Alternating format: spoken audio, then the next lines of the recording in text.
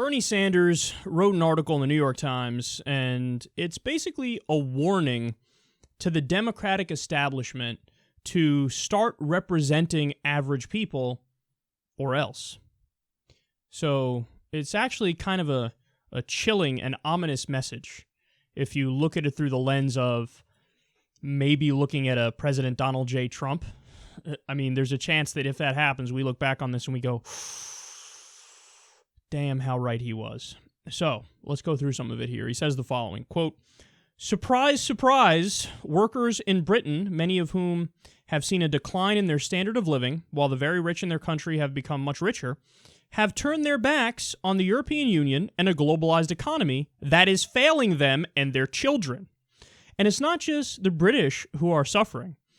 That increasingly globalized economy, established and maintained by the world's economic elite, is failing people everywhere.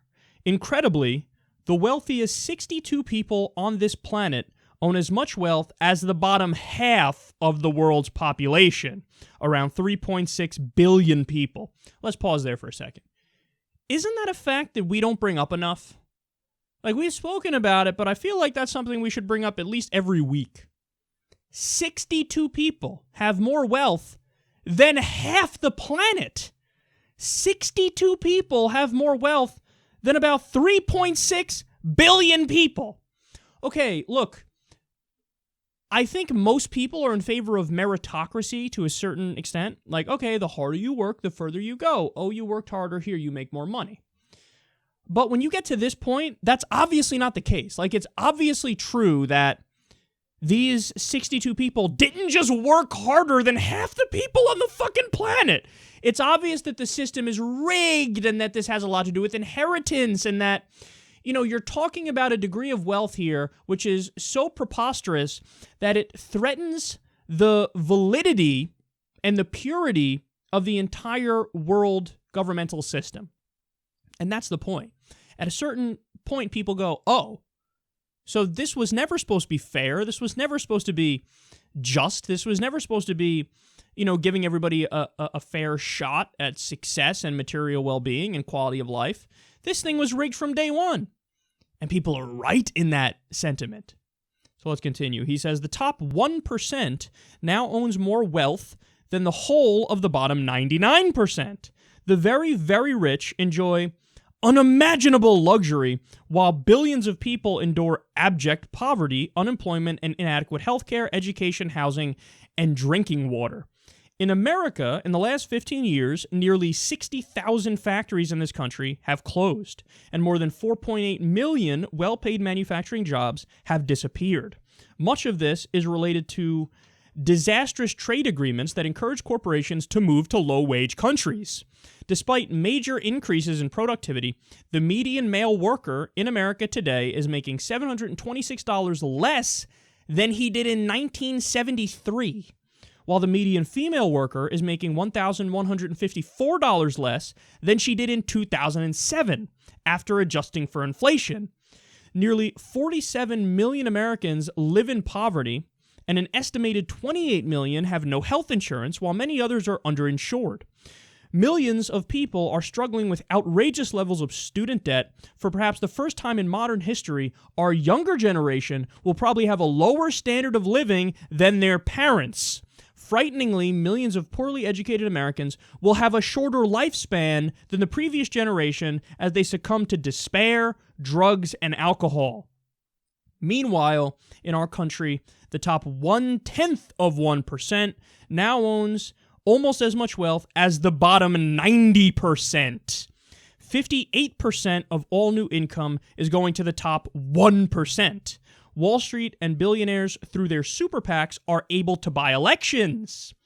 The notion that Donald Trump could benefit from the same forces that gave the Leave proponents a majority in Britain should sound an alarm for the Democratic Party in the United States. Millions of American voters, like the Leave supporters, are understandably angry and frustrated by the economic forces that are destroying the middle class. In this pivotal moment, the Democratic Party and a new Democratic president need to make clear that we stand with those who are struggling and who have been left behind. Okay, yet again, man, I thought this was a really creepy, ominous warning. Because you can almost see, in the future, there's a potential President Donald Trump, and he's doing all these horrible things, and we look back at Bernie writing this article, and we go, he was so right. And there is no question. The rise of Donald Trump is the result of an abject failure of the establishment, the entire establishment, but yes, the Democratic establishment and elite too. Because what is Hillary Clinton? Hillary Clinton is the establishment. She is the status quo. She is business as usual. She is the elite. And what characterizes her campaign? Well, hey, on social issues, I'm not a crazy person. I'm not a bigot. I'm not a racist. I'm not a xenophobe. I'm not Donald Trump. So yay, inclusion. Yay, diversity. Yay, let's be politically correct. Okay, now while that's happening, let's totally and utterly sell out to the corporatocracy. That's Hillary Clinton. Hillary Clinton is, what? I'll say flowery words like, let's break down all the barriers. What the fuck does that mean policy-wise? Break them down. The barriers are bad. Break them down. And then meanwhile, as she's paying lip service to modern liberal and progressive ideas on social issues, on economic issues, she's George W. Bush in a dress. On economic issues, the idea is, trade. Sure, I lobbied for the TPP 45 times. Sure, that ships more U.S. jobs overseas. Sure, that drives down wages. Sure, that takes away the sovereignty of many governments. Sure, it's got all these bad things to it. But hey, come on now. I told you I was for gay marriage. The fuck? Why can't I screw over everybody economically while I give you change or the status quo in the right direction on social issues? That ain't enough.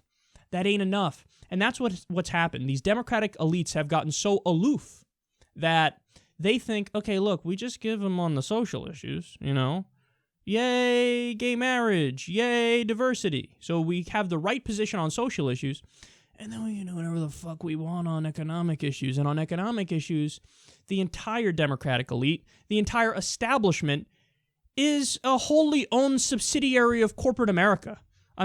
Bernie Sanders said it repeatedly in the debates. Congress doesn't regulate Wall Street. Wall Street regulates Congress. So as a result of that, they're doing their bidding. And when you do their bidding, guess what?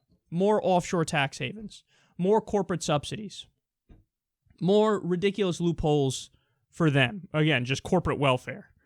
More bailouts, no accountability. No justice for crashing the economy. Give them whatever the fuck they want as you pretend like you're with the people because you're not a bigot and you're not a xenophobe. That's a low bar, man. That's a low bar. Sure, I give you credit for being right on social issues, but you're doing that to try to make people overlook the fact that on economic issues, you're almost all the same. Sure, there are minor differences. There's no doubt that even corporate Democrats are better, for example, on the minimum wage than Republicans, where at least, we got to raise it. What are we going to do? We got to raise it. There's no doubt that in some ways they sprinkle in a little bit of being better on these issues. But overall, when you have a party that is so massively disconnected from the actual pain and suffering and increase in income inequality among the population, at a certain point, people are going to want to nuke the experiment. They're going to want to blow it up. And that's one of the things about Brexit that people are pointing out. That, so some of the people involved in the movement, they genuinely are deeply anti-immigrant, and, there are strains of some people in the movement who you could say are racist or bigoted. But a lot of it also has to do with just economic suffering and pain, and the idea that the country's left them behind, and they don't have a high standard of living, and their standard of living is going down as the elites keep making these trade deals that drive wages down, ship the jobs, overseas or just elsewhere in the case of Britain. And people go, okay, this ain't working. Let's go in the other direction, no matter how radical of a move it is. So it's just a deeply anti-establishment vote. And if Donald Trump continues to portray himself as the anti-establishment candidate, it doesn't matter how many times you mimic the words of the left and the ideas of the left on social issues, Hillary, you're going to get your ass handed to you. So the polls right now have her up. There's no doubt about that. But if you look at how they're running their campaigns, and I think the debates are going to be huge in this election, It's going to be pivotal, man. You're going to see, hey, if Donald Trump comes out roaring from Hillary's left on economics, and it appears like he is right now, where he goes against the TPP, he goes against free trade deals, he talks about how we got to bring jobs back to America. He keeps hammering these things. Make America great again. Make America great again. Make America great again. He might be a buffoon that won't actually do any of this stuff. But that rhetoric is going to be a lot more appealing than Hillary Clinton sitting there all mealy-mouthed saying, I don't like this trade deal, but I like trade deals in general, and we can't isolate ourselves from the world community, and we got to do these things economically to keep up and be competitive and stuff like that. People are going to go, okay, no. We see your apologetics and your tap dancing, and we know you're actually for these deals, as your record has shown, by the way. And at least he's saying, make America great again, bring jobs back here. Yeah, I'm going to be fucking protectionist. Yeah, I'm going to keep your job here. Yeah, I'm not going to ship any more overseas. That's going to resonate. That's going to resonate. So this is Bernie Sanders' warning, man. If you don't start taking the needs of average Americans, middle-class workers, seriously, they're going to drop a bomb on you, and they're going to say, yeah, we'll go with this guy, Trump. At least he's not the establishment. At least he's not the status quo. At least he's not business as usual. And you get the sense that Hillary Clinton is totally dismissive of this idea. She thinks she's got it in the bag so much that she goes out there and she runs her campaign on political correctness. Oh, you used a naughty word, Donald. Oh, let's attack you and make an ad against it.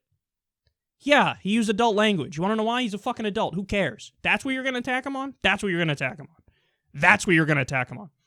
So you attack that, oh my God, he's such a bigot, he's such a racist. Yeah, people know, and he's gotten this far anyway. So why did he get this far? Well, maybe it's the economic populism. But she can't bring herself to run the right campaign, and she can't bring herself to say the right things on the economy, because that would snub the elites. That would snub the people who are funding her campaign. That would snub Wall Street. And she wants them more than anybody else. So it is a dangerous time in American history, man, I'm telling you. And Bernie Sanders recognizes it, and he's basically begging the Democratic Party and pleading with them. You guys gotta go left. You gotta go left. You gotta go left. And if you don't go left, it's President Donald Trump, and you'll have nobody to blame but your fucking selves. I'm warning you in advance. You gotta listen to me. You gotta go left for the sake of the country and for the sake of the world.